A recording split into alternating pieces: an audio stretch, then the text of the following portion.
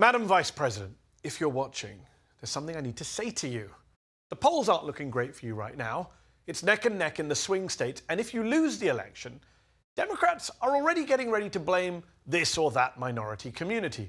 Some are already pointing fingers at Muslim and Arab voters who aren't, of course, fans of yours right now because of Gaza.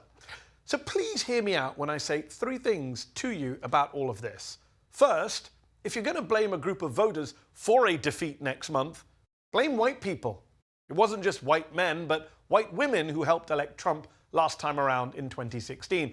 In fact, no Democratic presidential nominee has won a majority of the white vote since LBJ. Not Bill Clinton, not Joe Biden, and you won't either. The truth is that Muslim and Arab voters and black men and Latinos, all of the different ethnic groups who we are constantly told are deserting the Democrats, will still end up voting for you over Trump at higher rates than white people, especially white men. So don't blame the Muslims or the Arabs or the non-white folks if you lose. Number two, you really shouldn't blame any voters if you lose, because politicians like yourself need to take responsibility for earning their votes, our votes. You, like every other candidate for president, don't have the right to anyone's vote. You have to make the case. And number three, Muslim and Arab voters would vote for you, like they did for Joe Biden last time round, if you gave them a good reason to, especially on Gaza, the issue that most Muslim voters have declared their priority, and that you and Biden have failed them on. And yet, again and again, you have not just not courted the Muslim American vote and the Arab American vote in a key swing state like Michigan, for example, you have actively spurned it. You could have met with the uncommitted movement, which you said you would do back in August, but you never have. Not once. Even though uncommitted represents 700,000 Democratic Party voters nationwide, including over 100,000 in Michigan, where, remember, Hillary Clinton lost to Trump by less than 12,000 votes. You could have had a Palestinian voice at the DNC speaking on stage, but you refused. Ruha Rahman, a Palestinian Muslim woman in a headscarf, in a hijab, an elected Democratic state lawmaker from the crucial swing state of Georgia, was ready to endorse you in prime time, but you didn't give her a chance. You could have said that as a prosecutor, when you're president, you'll enforce the law, both our own Leahy law and international humanitarian law. But you haven't, even though the polls consistently show a majority of Americans want conditions put on arms sales to Israel. You could have said, when asked on The View, that you would have done some things differently to Joe Biden over the last 4 years. But no, you said you would have done nothing at all differently.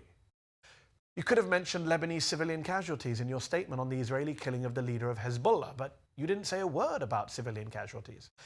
It's almost like you're trying to lose Michigan. It's almost like you're pushing people there into the arms of Jill Stein and the Green Party. Look, don't get me wrong, and don't shoot the messenger.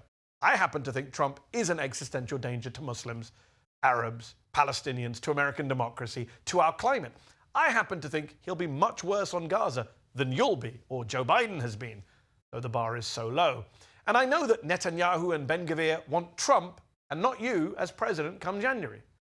But just saying Trump, Trump, Trump is not enough for most people. The reality is that most people, Muslims included, don't just want to vote against something. They want to vote for something. They want to vote for you if you can show them that you are different to Biden, that you are much better than Trump, not just by claiming to be working around the clock for a ceasefire, but showing you have an actual plan backed with actual US leverage to stop the killing, that you recognize Palestinian humanity, not just through words, but through deeds.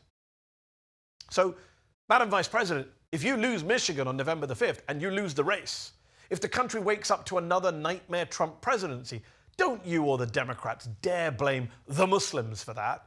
No, you can blame yourself for not changing course, for not listening to advice, for not heeding the polls on this issue, for not even trying to use the power you undeniably have to stop a genocide. There's still time. Did you like this video? Don't forget to subscribe to this YouTube channel and turn on notifications. For exclusive content and to support our independent, unfiltered journalism, head over to Zeteo.com. Your support matters.